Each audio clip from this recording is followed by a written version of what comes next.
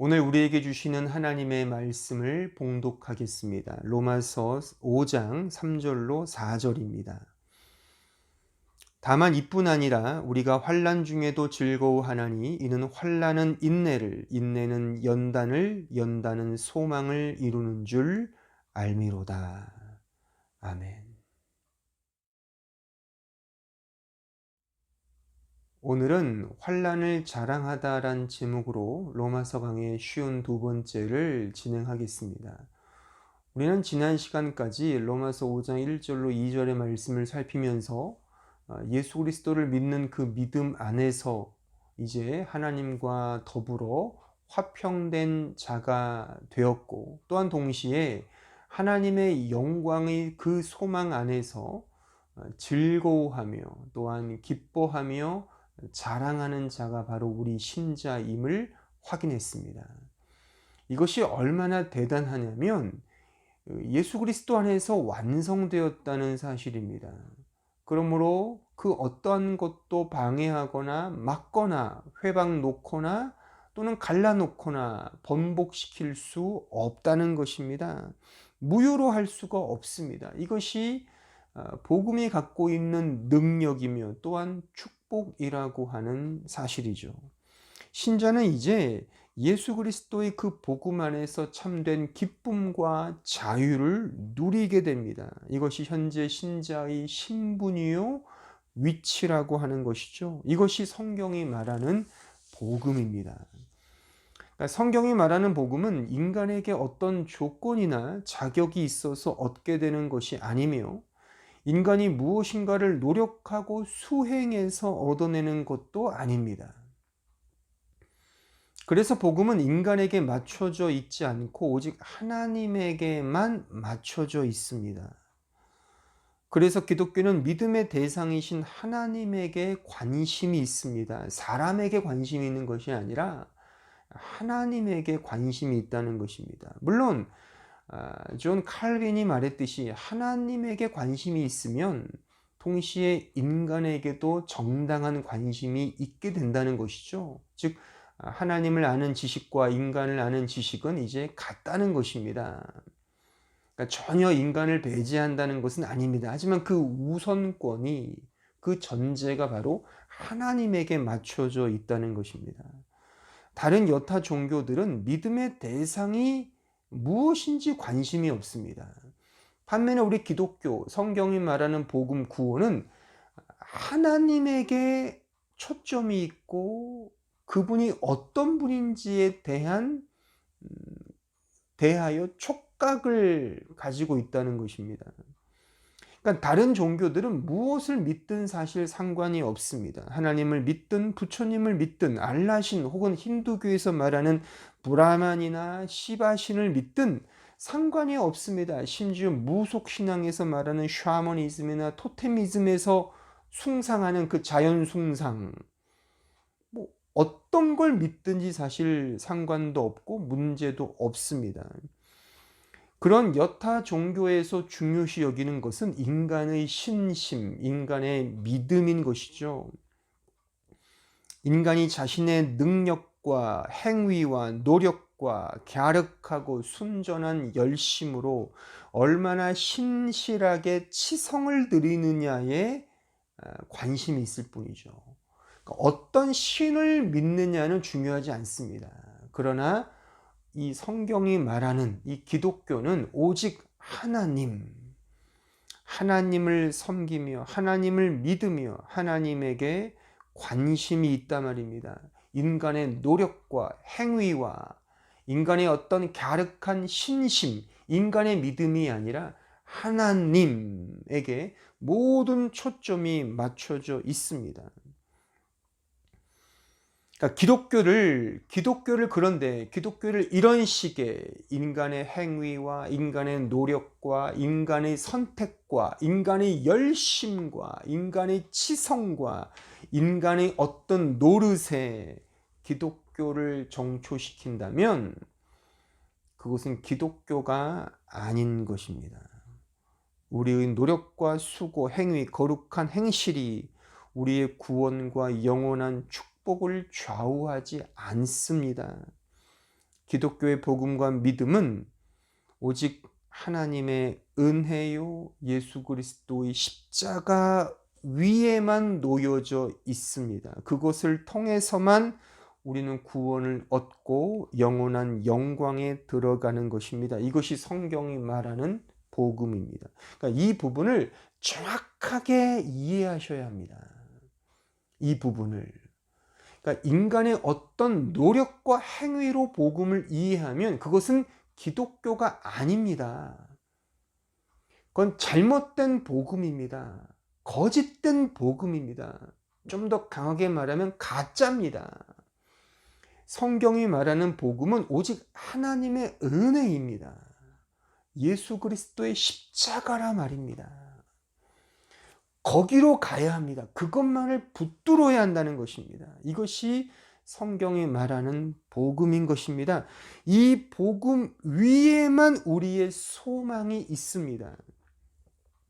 그러므로 신자는 이 소망 위에서만 참된 즐거움을 누리게 되는 것입니다. 다른 것으로서는 결코 참된 만족이 없습니다. 있다 하더라도 다 변덕이 죽을 쓰는 것에 지나지 않는 것이죠. 그렇죠? 따라서 이 소망의 복음을 모르거나 은혜의 복음을 깨닫지 못하면 더 이상 진도를 이렇게 나가봤자 소용이 없습니다. 왜냐하면 그 이후에 쌓는 모든 것은 결국 자기 의와 자기 자랑이 되어버리기 때문입니다. 진짜 복음을 모르면 신앙생활을 아무리 오래 하고 열심을 다하여 섬기고 충성한다 하더라도 그것은 아무 의미가 없습니다. 오히려 그것은 복음을 거치는 돌이 됩니다. 스텀블링 스톤이 되는 거죠. 걸려 넘어지는 돌에 불과한 것입니다. 그러니까 걸려 넘어지게 하는 돌인 거죠. 내가 아무리 열심을 내서 신앙생활을 하고 교회 생활을 한다 하더라도 그것은 그 사람을 넘어뜨리는 돌에 불과하지 그 어떠한 만족과 기쁨과 즐거움과 심지어 하나님으로부터 주어지는 축복을 경험할 수 없습니다. 그러므로 더욱 진지하게 이 복음을 듣고 이 복음 앞에 자신을 세워야 합니다. 나는 진짜 복음을 아는가? 나는 진짜 복음을 믿고 있는가? 이 은혜의 복음, 예수 그리스도의 십자가의 복음을 진짜 믿고 있는가를 매 순간 상고해야 합니다. 저는 여러분들에게 예수 그리스도의 복음을 가르치는 목사로서 여러분 모두가, 우리 한마음 교우 모두가, 또한 이 설교를 듣는 모든 성도들이 참된 신자가 되기를 진심으로 바랍니다. 그리고 기도합니다. 기도하는 마음으로 지금 설교하고 있는 것입니다. 진짜 복음을 알기를 원합니다. 나는 모태신앙이다. 우리 가족은 다 예수를 믿고 있다. 나는 세례를 받았다. 나는 목사다. 나는 장로다. 나는 권사다. 집사다. 등등 이런 것들은 복음을 모르면 전혀 아무 의미가 없는 것들입니다. 그러니까 중요한 것은 내가 진짜 예수의 복음을 알고 믿는가입니다. 이런 의미에서 설교를 좀 더 진지하게 들으셔야 합니다. 좀 더 진지하게 받으셔야 합니다. 설교는 강의가 아닙니다. 어떤 지식을 담지하는 시간도 아니며 지식의 포만감을 느끼고 지적 허영심을 챙기기 위한 시간도 아닙니다. 설교는 복음이 선포되는 시간입니다. 그러므로 나 자신이 이 복음 앞에 예수 그리스도의 십자가 앞에 어떤 존재로 서 있느냐를 진지하게 성찰하고 믿음으로 나아가야 합니다. 예수 그리스도를 나의 주님으로 믿으며 그 복음 앞에 나 자신을 부인하는 것이죠. 그러므로 더욱 겸손하게 기도하는 마음으로 이 복음의 설교, 이 복음의 진리를 정말 진지하게 경청하고 나 자신을 이 복음 앞에 세우는 그런 마음으로, 그런 기도하는 마음으로 이 시간을 대하셔야 합니다. 제가 이렇게 당부를 이렇게 정말 진심을 다하여, 진심이 전달되는지는 모르겠으나 제가 진실된 마음으로 이렇게 당부드리는 이유는 이제 우리가 생각해 보아야 할 이 테마, 이 3절과 4절의 말씀은 우리가 이 복음의 진수를 이해하지 못하면 엄하게 갈 수 있는 테마이기 때문입니다. 이제부터 사도가 말하고 있는 내용은 신자가 이 세상에서 맞닥뜨리는 환난의 문제를 다루고 있습니다. 이 세상에 존재하는 인간치고 환난과 고통을 좋아하는 사람은 아무도 없습니다.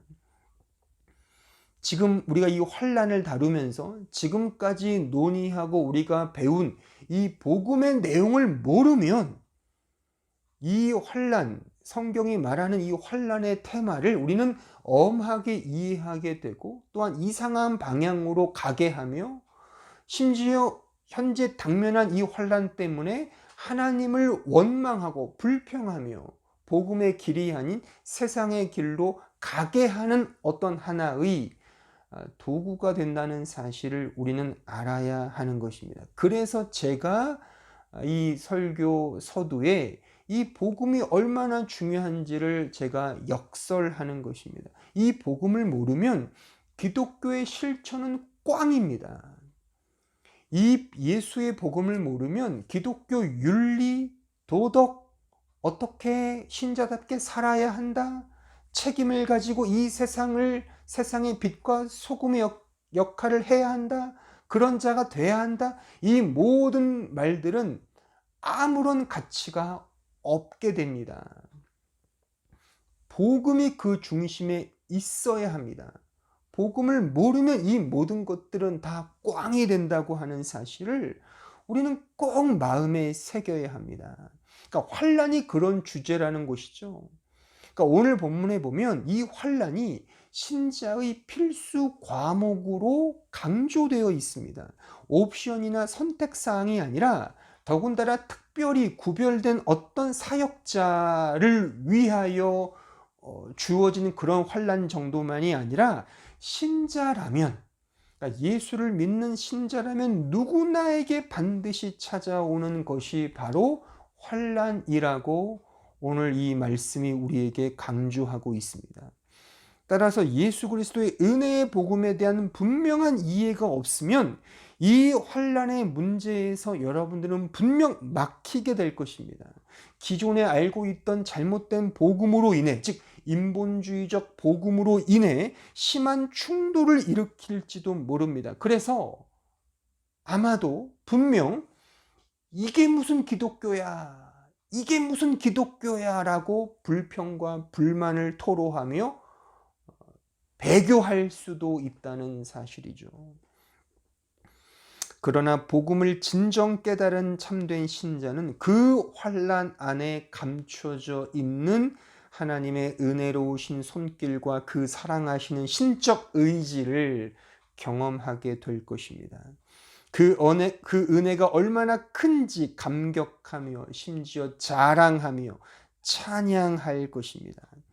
그러므로 이런 심각성과 주의함을 가지시고 오늘 설교의 말씀을 대하셔야 합니다. 오늘 본문에서 환난으로 번역된 이 트립시스라는 이 말은 영어로 tribulation이라는 단어죠. 그러니까 이 뜻은 박해나 압박 등에 따른 시련과 고난, 고통과 인생의 고생, 재난 및 심한 고민 등을 의미합니다. 딱 들을 때부터 정말 싫죠. 그쵸? 이런 트리뷸레이션 뭐 이런 거 있잖아요. 너무 싫죠. 이게 바로 이 틀립시스란 이 환난이란 이 단어의 뜻입니다. 그런데 오늘 이 본문에서 이 환난은 신자에게 필연적이고 본질적이며 절대적이라고 강조한다는 사실입니다. 신자라면 결코 예외 없이 이 환난이 주어진다는 말씀입니다. 자, 오늘 본문 말씀을 다시 한번 읽어 보겠습니다. 다만 이뿐 아니라 우리가 환난 중에도 즐거워하나니 이는 환난은 인내를, 인내는 연단을, 연단은 소망을 이루는 줄 알미로다. 오늘 특별히 3절 말씀에 집중을 할 겁니다. 근데 이 오늘 본문의 사도 바울은 다만 이뿐 아니라로 시작하죠. 그러니까 이 표현은 앞에 있는 하나님의 영광의 소망 안에서 즐거워하느니라를 그대로 받고 있는 형식입니다. 즉 신자는 하나님의 영광의 소망 안에서 즐거워하는 것과 똑같이 동시에 환난 안에서도 즐거워하는 자임을 지금 강조하고 있는 말씀입니다. 여기 3절에 쓰인 즐거워하다도 2절의 그 즐거워하다와 같이 이 카우카우마이란 이 단어, 똑같이 그 단어가 쓰였습니다. 그러니까 제가 지난주에 이 카우카우마이의 단어의 제일 되는 뜻을 제가 설명드렸죠. 그러니까 이 뜻은 이 보스트, 즉 자랑하다라는 뜻이 가장 우선적으로 담겨져 있습니다. 그러니까 환난 안에서 자랑하다가 되는 거죠. 조금 더 강조의 뉘앙스를 담고 이렇게 표현해 보면 환난을 자랑하다가 되는 것입니다. 환난을 자랑하다. 어떻게 환난을 자랑할 수 있을까요? 그렇잖아요. 환난은 피하고 도망가고 멀리해야 될 대상이지 어떻게 환난 그 자체를 자랑할 수 있느냐 하는 것입니다. 그런데 환난을 자랑한다는 것입니다. 이 복음을 깨닫고 하나님의 은혜를 깨달은 신자는 이제 환난이 주어지는데 오히려 그 환난을 자랑한다는 것입니다. 이것이 오늘 이 본문의 말씀의 뜻입니다.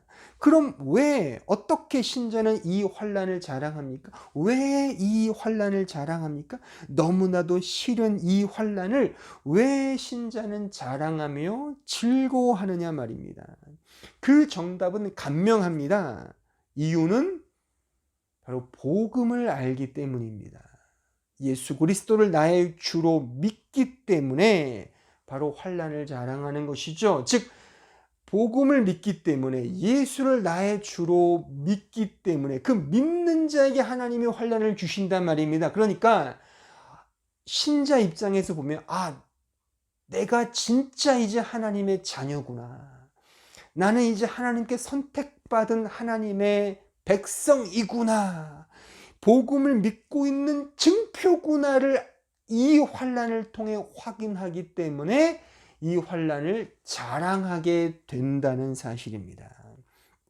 자, 요한복음 15장 18절로 가보시죠. 19절까지 세상이 너희를 미워하면 너희보다 먼저 나를 미워한 줄을 알라. 너희가 세상에 속하였으면 세상이 자기의 것을 사랑할 것이나 너희는 세상에 속한 자가 아니요. 자, 거기에 언더라인을 치셔야 되죠. 너희는 세상에 속한 자가 아니요 도리요 내가 너희를 세상에서 택하였기 때문에 세상이 너희를 미워하느니라. 그러니까 미워한다는 것은 환난을 받는다는 것이죠. 즉 너희는 이 세상에 속한 자가 아니야. 내가 택하여 내 백성이야. 내 자녀야. 그렇기 때문에 너희는 세상으로부터 환난을 받는 것이야. 이런 말씀이죠. 그러니까 주님은 택한 자에게, 하나님은 택한 자에게 이제 환난을 주신다는 겁니다. 세상으로부터 필연적으로 핍박을 받는다는 말씀입니다. 그러니까 예수의 복음을 믿는 자는, 신자 입장에서 복음을 믿는 자는 이제 세상으로부터 환난과 미움과 핍박과 박해를 받는다는 것입니다. 이것은 우연도 아니고 선택도 아니며 필수 사항이라고 하는 것입니다. 자, 마태복음 5장 10절로 12절로 가보겠습니다. 의를 위하여 박해를 받은 자는 복이 있나니 천국이 그들의 것임이라. 나로 말미암아 너희를 욕하고 박해하고 거짓으로 너희를 거슬러 모든 악한 말을 할 때에는 너희에게 복이 있나니 기뻐하고 즐거워하라. 하늘에서 너희의 상이 큼이라. 너희 전에 있던 선지자들도 이같이 박해하였느니라. 자, 11절 거기에 언더라인을 치셔야 되겠죠. 나로 말미암아, 주로 말미암아, 예수로 말미암아, 하나님으로 말미암아, 복음으로 말미암아 너희를 욕하고 박해하고 거짓으로 너희를 거슬러 모든 악한 말을 할 때 환난을 받는 거죠. 누구로 말미암아? 하나님으로 말미암아. 그러니까 신자 입장에서 보면 환난을 당하면 내가 진짜구나. 내가 진짜 복음을 믿는 자구나의 징표를 이 환난을 통해서 얻게 된다는 것입니다. 그러기에 자랑하게 되는 것이죠. 세상은 예수 때문에 신자를 박해합니다. 신자를 핍박합니다. 이것이 환난입니다. 따라서 근본적으로 세상과 교회, 불신자와 신자는 함께 갈 수가 없습니다. 그런데 이 부분에서 오해하는 경우가 종종 있어서 좀 이 부분을 좀 짚고 넘어가겠습니다. 즉, 신자와 불신자는 근본적으로 다르기 때문에 같이 갈 수 없다는 이런 표현이, 말하자면 신자는 이제 불신자와는 상종도 하지 않고, 신자는 불신자를 사랑하지도 않아야 하며 사랑할 수도 없다는 식으로, 그렇게 완전히 그 관계를 끊어야 한다는 식으로 이해하는 것은 오해입니다. 제가 우리 교회 홈페이지에 제 프로필 밑에 목회 철학을 제가 적어 놓았죠. 우리 교회 교인들이라면 한 20번을 읽으셔야 됩니다. 20번 이상을 읽으셔야 돼요. 제 목회 철학을요. 분들이 계속 그 부분을 읽으시고 그 내용을 토대로 하여 설교도 들으시고 말씀도 배우시고, 여러분들의 말과 표현과 기도와 이런 모든 이 표현 속에서 그런 용어들과 그런 내용들이 나오셔야 합니다. 제가 거기에 이렇게 적어 놓았죠. 우리 신자는 불신자든 신자든 구분 없이 하나님의 형상으로 존중하고 사랑하며 아량으로 대해야 한다. 그들을 품어야 한다라고 제가 강조해 넣었습니다. 우리는 진실한 마음으로 불신자든 신자든 그 모두가 하나님의 형상이라는 그런 마음과 믿음으로 그들을 섬겨야 하는 것입니다. 그렇게 세상과 관계를 맺어야 하는 것입니다. 오히려 세상 사람들은 자기들끼리 더 많이 사랑하잖아요. 어떤 성격이 맞는다든가 어떤 특징이 맞는다든가 정말 자기가 좋아하는 기호와 선호가 맞는 사람들끼리 더 많이 사랑하고 애착하고 그렇게 교제하는 것이 세상의 사랑입니다. 하지만 우리 기독교의 사랑은 원수까지도 사랑하는 것 아닙니까? 그러니 신자는 결코 끼리끼리 사랑하시면 안 됩니다. 이해관계를 따라 관계를 맺으셔도 안 됩니다. 나와 같은 경향에 속한 자들끼리만 관계를 맺는 것도 안 됩니다. 신자는 나와 다른 사람을 품고 사랑해야 합니다. 그러니까 이 세상에 속한 사람과 하나님 나라에 속한 사람이 다른 점이 이거 아닙니까? 그러니까 우리 모든 이 설교를 듣고 있는 우리 모든 한마음 교우들은 진정 나와 다른 사람들도 품고 사랑해야 합니다. 진짜 예수의 마음으로 예수의 사랑으로 사랑해야 합니다. 그런데 여기에 문제가 발생하죠. 여기에. 그러니까 진짜 신자는 예수의 사랑으로 사랑하는 자입니다. 진짜 신자는 그 안에 그리스도의 영이 있고 하나님의 사랑을 경험한 자이기 때문에 하나님의 사랑으로, 예수의 사랑으로 사랑하는 자입니다. 예수의 사랑으로 원수까지 사랑해야 하는 자가 바로 신자인 것입니다. 근데 이 부분에서 세상은 죽었다 깨나도 이해할 수 없고, 세상은 이 부분 때문에 우리 신자를 미워하고 갈구고 핀잔을 주고 심지어 핍박하고 박해하며 무시하는 것입니다. 자, 들어보세요. 신자의 사랑은 내 사랑으로 사랑하는 것이 아닙니다. 내가 사랑해서 내 편을 만드는 것이 아닙니다. 예수의 복음으로 사랑하여 예수의 사람이 되게 하는 것입니다. 신자의 사랑은 예수 그리스도를 믿는 사랑이라 말입니다. 하지만 세상은 다 자기 사랑으로 그 상대방을 사랑하죠. 그러니까 이 부분에서 충돌을 일으키는 것입니다. 그래서 세상 사람들은 예수의 사랑을 핀잔하고 미워하는 것입니다. 그래서 신자를 미워하고 신자의 사랑을 무시하며 그 신자의 사랑을 폄훼하고, 그래서 심지어 박해하고 환난에 처하게 하는 것입니다. 신자인 우리가 예수를 믿지 않는 자에게 줄 수 있는 최고의 사랑, 최고의 선물은 무엇입니까? 그것은 다름 아닌 복음입니다. 복음이죠. 그러니까 물론 처음부터 기승전 없이 무조건 예수 믿으세요라고 하는 것은 물론 뭐 방법론적으로도 좀 어울리지가 않죠. 그렇잖아요. 그러니까 어느 정도의 뭐 인간적인 또는 인간관계가 형성된 이후에 예수의 복음을 전하는 건데, 어쨌든 신자, 진짜 신자의 마음속에는 그 불붙는 복음의 열정이 있단 말입니다. 그 인간적 내 사랑이 아니라 바로 예수의 사랑을 전한단 말입니다. 그 십자가의 복음, 그 예수의 사랑을 전하지 않고는 견딜 수 없는 마음이 그 마음 속에서 든단 말입니다. 그래서 언제나 그 예수의 복음, 예수의 그 사랑을 전하고 십자가를 전하고 하나님의 사랑을 나누는 것입니다. 바로 이 부분에서 세상은, 불신자들은 신자를, 교회를 이해할 수 없는 거죠. 그래서 무시하거나 핀잔을 주거나, 그래서 쟤들은 예수쟁이야, 세상 물정을 너무나 몰라, 지금 21세기인데 이 문명사회에 무슨 눈에 보이지 않는 하나님, 예수, 나를 위해 죽으신 십자가, 십자가에서 흘리신 그 피복음, 이런 더티하고 더러운 이야기를 말하는 것 자체를 싫어하죠.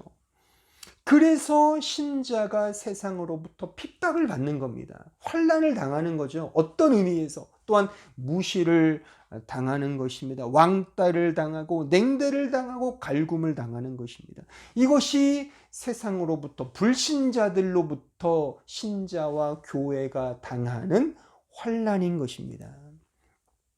이런 점에서 세상과 교회, 신자와 불신자가 결코 함께 갈 수 없다는 것입니다. 그러니까 복음을 모르면 세상과 교회가 하나가 될 수 있습니다. 복음을 모르면 신자와 불신자가 하나가 될 수 있습니다. 하지만 복음을 알면 하나가 결코 될 수가 없습니다.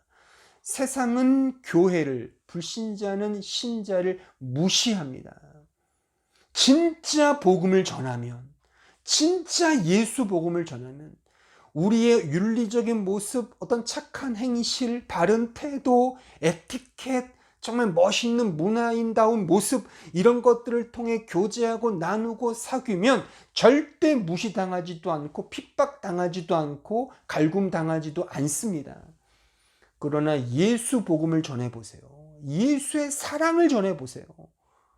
그러면 반드시 그 마음에, 진짜 하나님을 모르는 자들에게 있어서는 앞으로 이 사람과는 상종하면 안 되겠다라고 하는 그런 아마 반응을 받게 될 것입니다. 이것이 말하자면 신자가 당하는 환난이라고 하는 것이죠.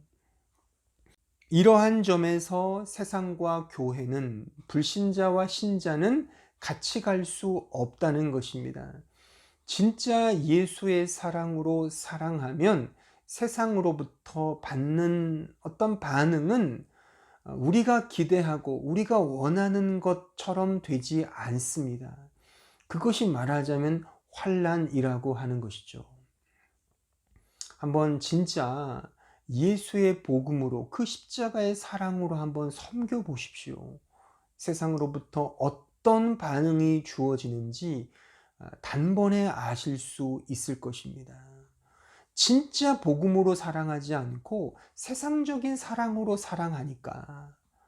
물론 어떤 일부러 핍박을 받기 위하여, 일부러 환난을 받기 위하여 그렇게 하자는 얘기가 아닙니다.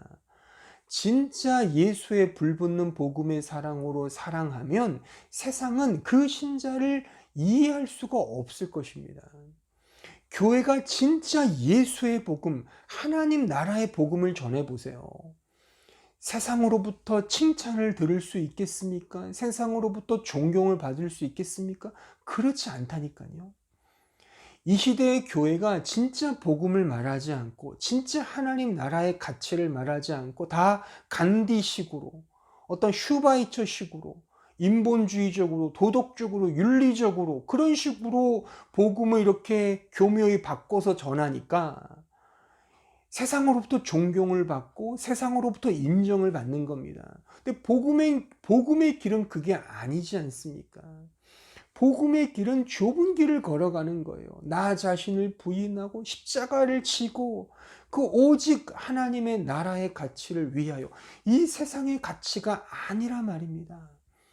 그 피 흘리신 주님의 십자가를 전하는 것입니다. 그 사랑을 전하는 것이란 말입니다.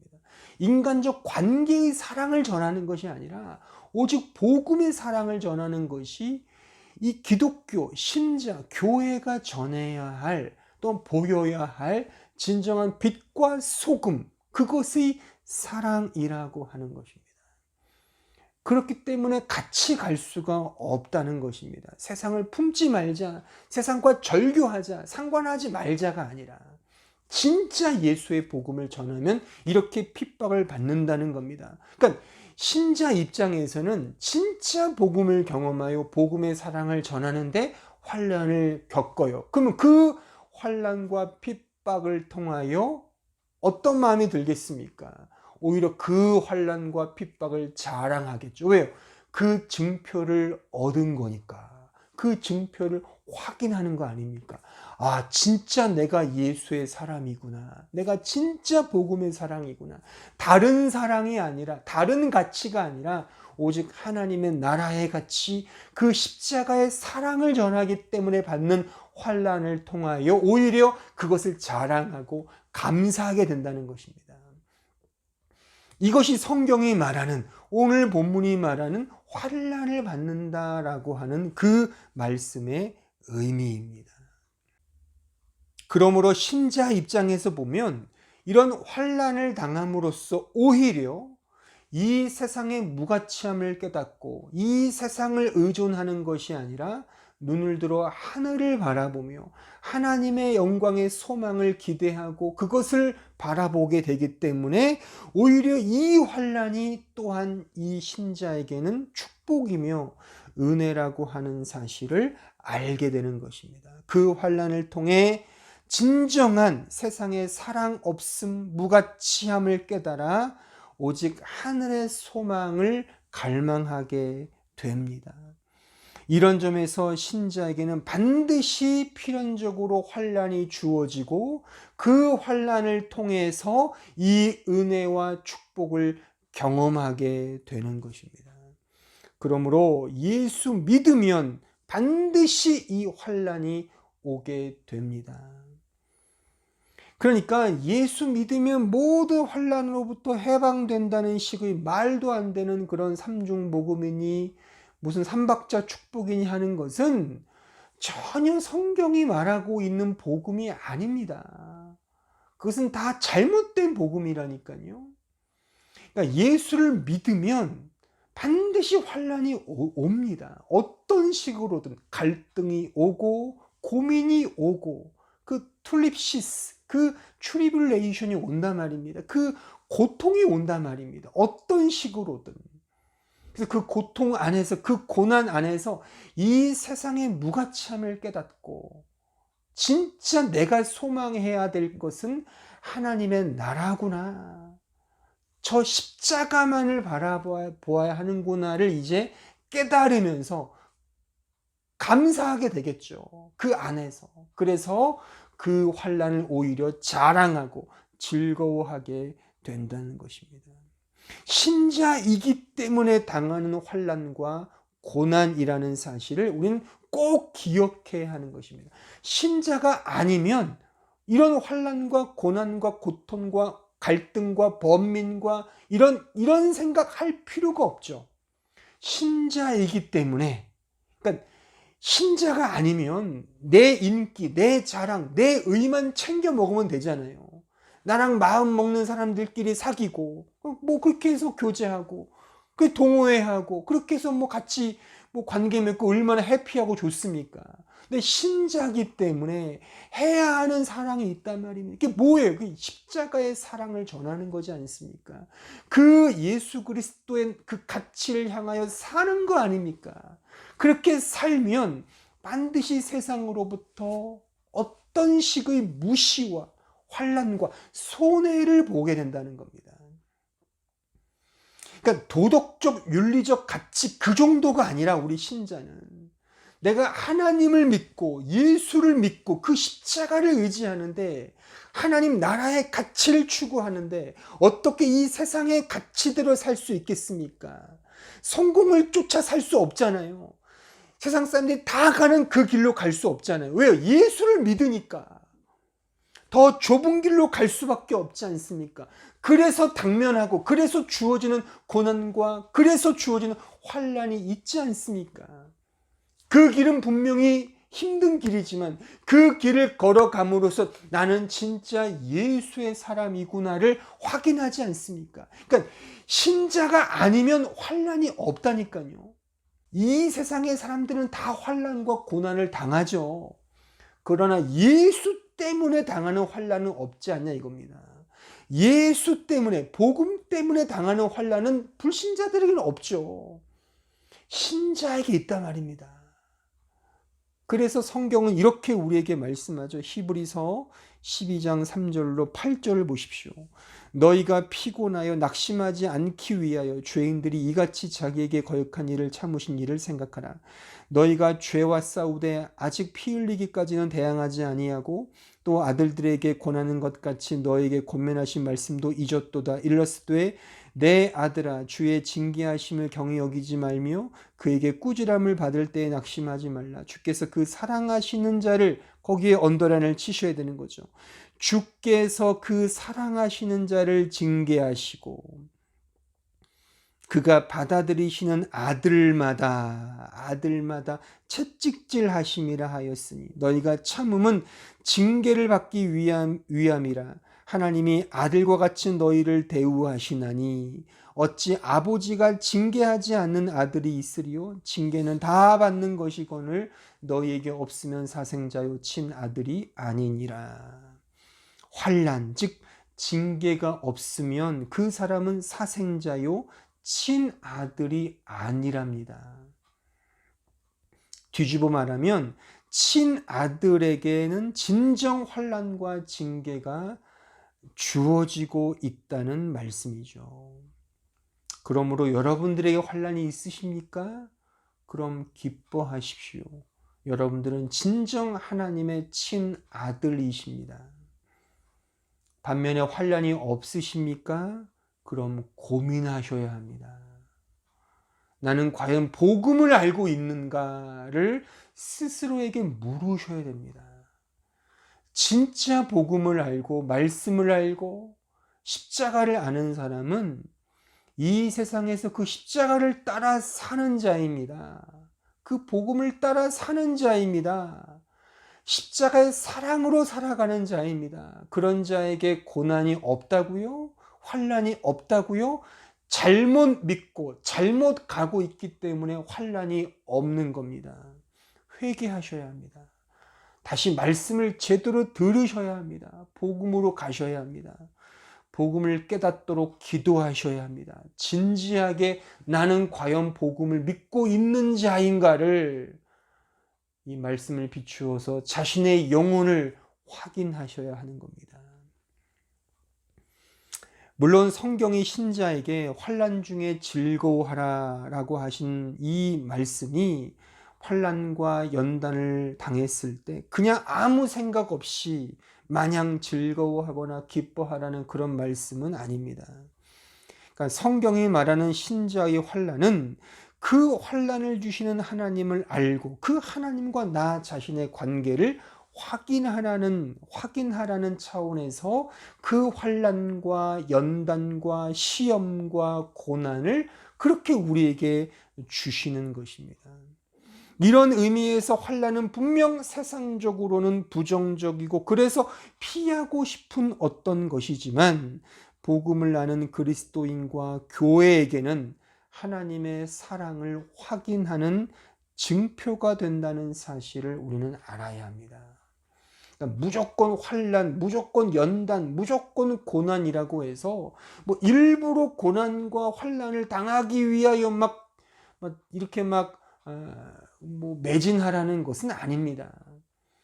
그러니까 우리가 진짜 복음으로 살면, 진짜 말씀으로 살면, 진짜 십자가의 길을 걸어가면 분명히 세상으로부터 환난과 고난을 당한다는 것입니다.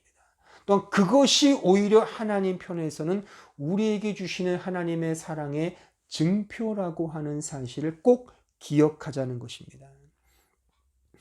그러므로 하나님이 그의 사랑하시는 자에게 환난을 주시는 이유는 신자로 하여금 예수 그리스도를 더 잘 믿게 하시는 방편으로 그 환난을 주신다는 사실을 알아야 합니다.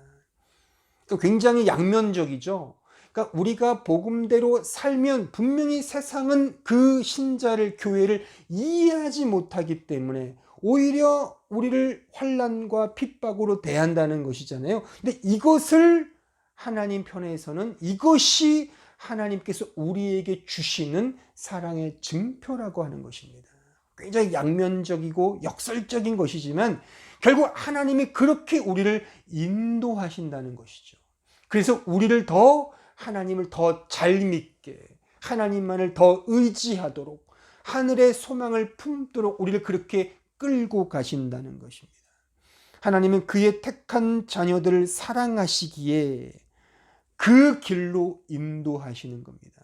단지 우리를 천국으로 들여보내는 것으로 하나님은 만족하시는 것이 아니라 우리를 그 천국 백성에 걸맞는, 그 천국의 가치를 소망하는 거룩한 백성으로 만들어 가시기 위해서 이 환난으로 우리를 인도하신다는 사실입니다.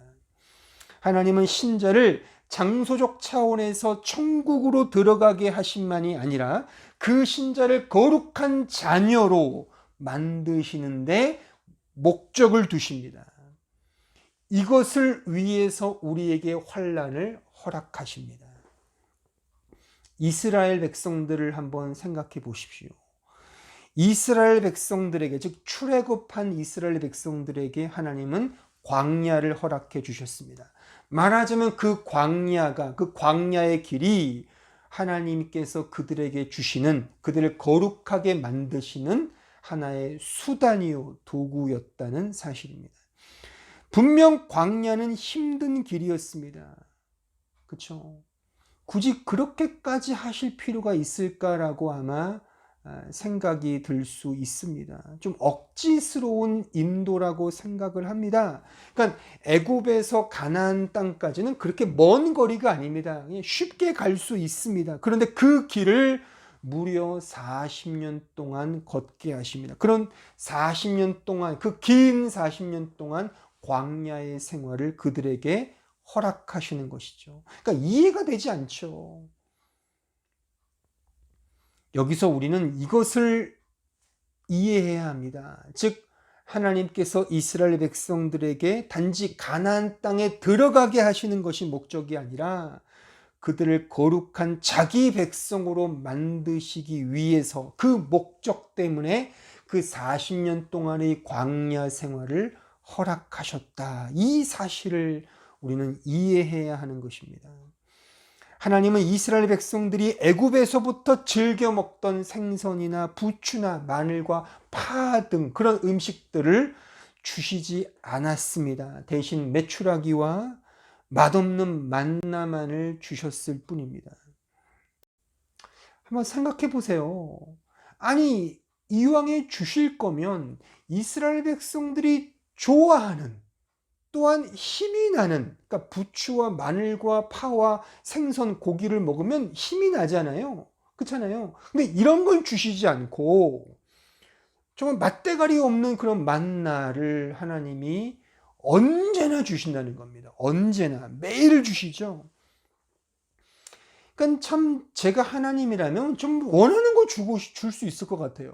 무슨 심술도 아니고 뭐 그렇게 뭐 좀 아량을 좀 베푸셔서 좀 더 그들이 좋아하는 거 주시면 좋을 텐데 오히려 맛도 없고 힘도 빼는 쇠약하게 만드는 그런 만나만을 주구장창 먹이십니다.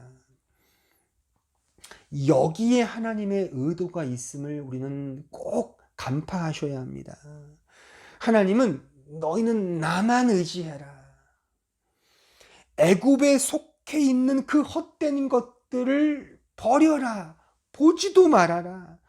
너희는 내 조상 아브라함과 이삭과 야곱의 하나님인 나만을 의지하고 신뢰하며 나만을 믿으라. 그 하나님의 의도가 있었던 것입니다. 그래서 광야에서 그 광야 음식에 걸맞는 만나만을 주셨던 것입니다. 저 애굽에서 즐겨 먹던 것을 끊고 이게 내가 주고 내가 주는 그 만나를 통하여 너는 나만을 의지하라는 것이죠. 그러니까 어떻게 보면 이제 하나님은 만나를 주심으로써 그들이 먹고 사는 문제에 대해서 해방을 주신 것입니다. 그러니까 해결해 주신 거죠. 더 이상 그런 것에 집착하지 않도록 너 먹는 문제 때문에 너 이렇게 우왕좌왕하지 마. 내가 먹는 문제는 해결해 주마. 매일 내가 너에게 만나를 하늘로부터 주마. 그러니 이제 너는 나만 그냥 열심히 섬겨라. 내가 너를 굶지는 않게 해주겠다. 매일 하나님이 만나를 주십니다. 그 척박한 광야에서 만나는 분명 신비롭고 소중한 음식이었을 것입니다. 처음에 이스라엘 백성들은 그 만나를 보면서 야 정말 오아시스구나, 정말 감사하구나, 막 그렇게 반응을 보였을 것입니다. 이제 그들에게 말하자면 먹는 문제는 해결되었습니다. 뿐만 아니라 하나님은 그들을 마치 그들의 내비게이션처럼 낮에는 구름기둥, 밤에는 불기둥으로 그들을 언제나 인도하시고 따뜻하게 보호하셨습니다. 그들의 먹는 문제를 해결해 주셨죠. 그들을 매 순간 구름기둥과 불기둥으로 인도해 주셨습니다. 그리고 단 한 말씀만 그들에게 하시죠. 사람이 떡으로만 살 것이 아니요 내 말씀, 하나님의 말씀으로 사느니라. 그러니 너희는 나만을 의지하고 내 말씀, 내 말만 순종하며 나만을 바라보렴. 바로 이것이었습니다. 먹는 문제 해결되고 때를 따라 돕는 하나님의 인도하심이 있었습니다. 하지만 그들은 하나님을 잊었고 하나님을 버렸습니다. 주님을 의지하기보다는 자신들이 더 좋아하는 것, 더 만나는 것, 더 야릇한 것, 더 인간적인 것, 더 애굽적인 것, 더 세속적인 것을 갈망하며 추구했던 것입니다. 그래서 하나님은 그들에게 더 큰 환난으로 그들에게 채찍질하시고 그런 더 큰 도구로 그들을 치십니다. BC 722년에 그들은 아수르에 의해서 북이스라엘은 멸망하죠. 유다 역시 BC 586년에 바벨론의 그 바벨론 제국에 의하여 멸망하고 심지어 포로로 잡혀가는 신세로 전락됩니다. 하나님으로부터 끔찍한 환난을 겪게 되는 것입니다. 그래서 하지만 하나님은 그들을 버리지 않습니다. 그것을 통하여 그런 막대기의 환난과 채찍을 통하여 하나님은 그들을 거룩한 백성으로 만드시고야 마는 것입니다. 우리는 이러한 역사를 통하여 어떤 영적 교훈을 얻을 수 있겠습니까? 우리도 이런 요구를 너무나 많이 하죠. 먹는 문제만 해결해 주시면, 취직만 시켜주시면, 이번 시험에 붙기만 해주시면, 건강하게만 해주시면, 내 집 마련만 해주시면, 자식들 좋은 대학에 들어가고 어엿한 직장에 취직만 시켜주시면 이제 진짜 진짜 하나님 잘 믿을게요 라고 말이죠. 그런데 진짜일까요? 한번 잘 스스로를 한번 생각해 보십시오. 이런 것들 다 해결해 주시면 진짜 하나님 잘 믿으실 수 있겠습니까? 물론 주시든 주시지 아니하시든 하나님 마음입니다만, 우리가 오늘 이 설교를 통해서 꼭 확인해야 될 것은 우리의 이런 마음과 하나님의 마음은 전혀 다르다라고 하는 사실을 기억해야 합니다. 제가 그래서 지난주 설교 말미에 우리가 원하는 것과 하나님이 원하시는 것은 다르다. 그 다름을 아는 것이 중요하다. 그 위기에 봉착해야만 비로소 하나님께 진정 의탁하고 신뢰하며 하나님을 바라보는 믿음이 우리 안에서 온전하게 경험된다는 사실을 제가 강조한 것입니다. 하나님은 그의 자녀들인 신자에게 장소로서의 가나안 땅에 들어가는 것이 아니라 거룩한 자녀로 만드시기 위함이 하나님의 목적이며 의도라고 하는 사실을 우리는 기억해야 합니다. 그래서 환난과 연단을 허락하신다는 사실입니다. 그래서 하나님은 우리가 원하는 것을 주시지 않습니다. 그것을 우리는 분명 환난으로 감지할 것입니다. 내가 원하는 것을 하나님이 주시지 않으니까, 또한 하나님을 믿으면 더 잘 돼야 되는데 잘 되지 않거든요. 하나님을 믿으면 뭔가 더 만사형통해야 되는데 그런 것 같지 않거든요. 더 많은 갈등과 더 많은 번민과 고민과 이런 환난의 연속이다 보니까 이거는 도대체 뭐지라는 그런 아우성이 처지고 불만과 불평이 나오는 것입니다. 우리는 그것을 말하자면 환난으로 감지하게 되는 것이죠. 하지만 바로 그것이 어떤 의미에서 환난이 아니라 하나님의 은혜와 사랑의 표라고 하는 사실을 알아야 합니다. 왜냐하면 하나님은 우리의 아버지이시고 우리를 가장 사랑하시는 분이시기 때문입니다. 마태복음 7장 9절로 11절로 가보시죠. 너희 중에 누가 아들이 떡을 달라 하는데 돌을 주며 생선을 달라 하는데 뱀을 줄 사람이 있겠느냐? 너희가 악한 자라도 좋은 것으로 자식에게 줄 줄 알거든 하물며 하늘에 계신 너희 아버지께서 구하는 자에게 좋은 것으로 주시지 않겠느냐? 정말 이 말씀을 믿으십니까? 정말 이 말씀을 믿으십니까? 하나님의 사랑의 마음이 이 말씀 속에서 읽혀지십니까?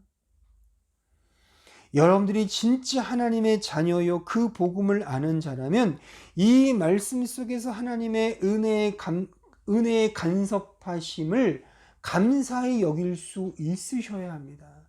지금 우리의 현실이 환난이라 하더라도 이것은 하나님의 사랑의 손길이구나를 감지하실 수 있으셔야 돼요. 왜요? 하나님은 우리 아버지이시고 우리는 그의 친아들이기 때문입니다. 이 관계를 복음 안에서 경험하면 우리의 현실이 어떠하든 이 현실이 하나님의 은혜로운 손길이구나. 내가 원하는 것을 아무리 간구해도 주시지 않지만 이 모든 것이 하나님의 뜻이군요. 그러니 이것이 하나님의 사랑의 표군요 라고 우리는 받아들일 수 있는 자가 바로 신자임을 알아야 하는 것입니다. 바로 이것을 느끼고 경험하는 것이 평강입니다. 평강. 이런 하나님을 믿는 그 마음으로 넉넉해지는 것이 샬롬이요 에이레네라고 하는 사실입니다. 인간의 매일 바뀌는 그 변덕스러운 감정이 아니라 하나님의 변함없으신 자식 사랑, 우리에 대한 사랑, 그 열심 안에서 하나님의 그 열의 그의 일하심 안에서 누리는 평강, 이것이 바로 우리 신자가 누리는 기쁨인 것입니다. 로마서 8장 32절에 가보시죠. 자기 아들을 아끼지 아니하시고 우리 모든 사람을 위하여 내주시니가 어찌 그 아들과 함께 모든 것을 우리에게 주시지 아니하겠느냐. 정말 이 말씀을 믿으십니까? 정말 이 말씀을 믿으십니까? 여러분들을 얼마나 사랑하시는지 이 말씀 속에서 읽혀지십니까? 자신의 독생자 아들을 아끼지 않으신답니다. 우리를 위해서 이 아들을 주셨습니다. 자신의 생명을 주신 것입니다. 그러면 그 외에 모든 걸 주신 것이 아니냐가 바로 이 말씀의 뜻이죠. 모든 것을 주셨다는 말씀입니다. 주실 수 있는 최고를 우리에게 이미 주신 것입니다. 그의 독생자 아들 예수 그리스도, 하나님의 생명을 우리와 바꾸지 않았습니까? 우리에게 다 주신 겁니다. 아들을 주셨는데 뭘 못 주겠습니까? 그러니까 이 말씀을 믿는다면 내 삶이 하나님의 아들을 주신 그 삶이라고 하는 사실, 여러분들은 이 말씀을 통하여 믿으셔야 하는 것입니다. 그런데 문제는 내가 원하는 그 삶이 아니기 때문에 그래서 자꾸 환난으로 우리가 이해한단 말이죠. 물론 환난입니다. 어려움입니다. 갈등입니다. 핍박입니다. 하지만 이것이야말로 나를 거룩한 백성으로 만드시는, 나에게 자신의 독생자를 내어주시면서까지 맞바꾸신 나의 인생사라고 하는 사실을 꼭 잊지 마십시오. 하나님은 당신의 자녀인 우리에게 절대적 축복을 주셨고 지금도 주시고 계시며 향후에 완벽하게, 완전하게 저 새하늘과 새 땅 속에서 이제 완전하게 우리의 것이 되게 해 주실 것입니다. 완성된 것이죠. 그런데 그 축복은 우리에게 지금 우리의 실존적 삶 속에서 환난으로 우리에게 다가온다는 사실입니다. 역설이죠. 그러니까 우리가 이 현실을, 보이는 현실로만, 환난으로만 보면 하나님께 감사할 수 없습니다. 그러니까 세상 사람들이 그렇죠. 복음을 모르고 하나님의 사랑을 모르고 십자가의 복음을 깨닫지 못한 이 세상 사람들은 보이는 환난 속에 주저앉거나 보이는 기쁨과 보이는 세상의 향락과 세속적인 축복에 말하자면 감사도 하고 기뻐도 하고 평안을 향유할 것입니다만, 신자는 그렇지 않다는 것입니다. 우린 이미 예수 안에 완전하게 확보된 이 평강이 우리의 것임을 압니다. 하지만 우리를 만들어 가신 하나님의 그 은혜의 손길이 우리에게는 환난으로 감지된다는 사실을 아십시오. 이 역설 속에서 우리는 이 역설을 넘어서는 하나님의 사랑과 은혜를 우리 이 말씀 속에서 이제 확인했으니 그 어떠한 환난과 고난 속에서도 그 환난을 오히려 자랑하며 감사하며, 왜요? 이것이 하나님의 나를 사랑하시는 그 증표구나 라고 하는 사실 속에 이 환난을 자랑하게 되는 것입니다. 하나님의 사랑의 축복이 우리에게 어떤 환난으로 닥쳐오는지 우리는 알아야 하는 것입니다. 냉정히 말해서 내가 원하고 바라는 것은 주시지 않습니다. 오히려 그것들을 가져가 버리십니다. 하나님께서 왜 아브라함에게 독자 이삭을 바치게 했는지 우리는 생각해 보아야 하는 것입니다. 그것은 하나님보다 더 사랑하는 것을 하나님은 환난으로 우리에게 주십니다. 사탄의 유혹도 마찬가지죠. 그러니까 돈에 대한 유혹이 없는 자에게 돈은 그 어떠한 환난거리도 되지 않을 것입니다. 이성에게 관심이 없는데, 남자나 여자에게 전혀 관심이 없는데 그런 이성에 의해서 환난을 당하거나 유혹을 받거나 시련을 당하지는 않는 이치와 같습니다. 그러니까 우리의 체질을 아시는 하나님은 우리가 하나님보다 더 사랑하고 더 좋아하는 것을 매개로 하시어 우리를 환난으로 이끄신다는 사실입니다. 그래서 그 환난을 통해 이 세상의 무가치함을 깨닫고 오직 하나님만을 사랑하고 의지하는 거룩한 자녀로 만드신다는 것입니다. 고린도후서 4장 16절로 18절을 보십시오. 그러므로 우리가 낙심하지 아니하노니 우리의 겉사람은 낡아지나 우리의 속사람은 날로 새로워지는도다. 우리가 잠시 받는 환난에 경한 것이 지극히 크고 영원한 영광에 중한 것을 우리에게 이루게 하매니 우리가 주목하는 것은 보이는 것이 아니요 보이지 않는 것이니 보이는 것은 잠깐이요 보이지 않는 것은 영원함이라. 17절을 주목해 보십시오. 환난을 통해 지극히 크고 영원한 영광을 알게 하신다. 지금 말씀하고 있습니다.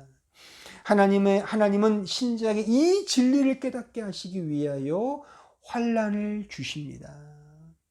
환난을 통해 더 크고 더 영광된 하늘의 소망을 품도록 우리에게 환난을 허락하시는 것입니다.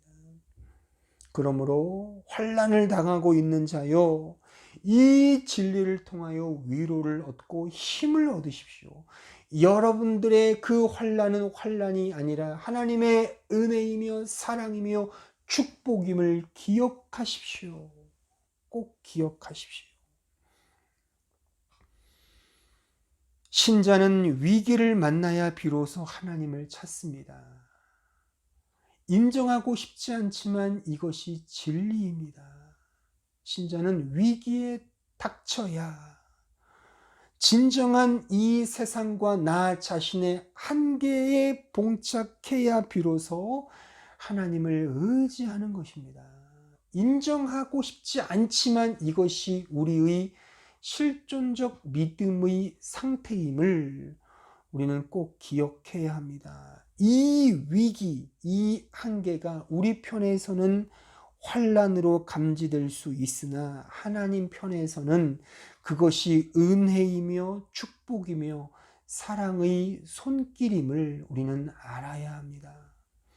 그러니 보이는 환난과 힘든 여건에 너무 집착하거나 중독되지 마시고, 눈을 들어 하나님께서 나를 얼마나 사랑하시고 나를 이끌고 계신지를 오늘 들은 말씀을 통하여 확인하시기 바랍니다.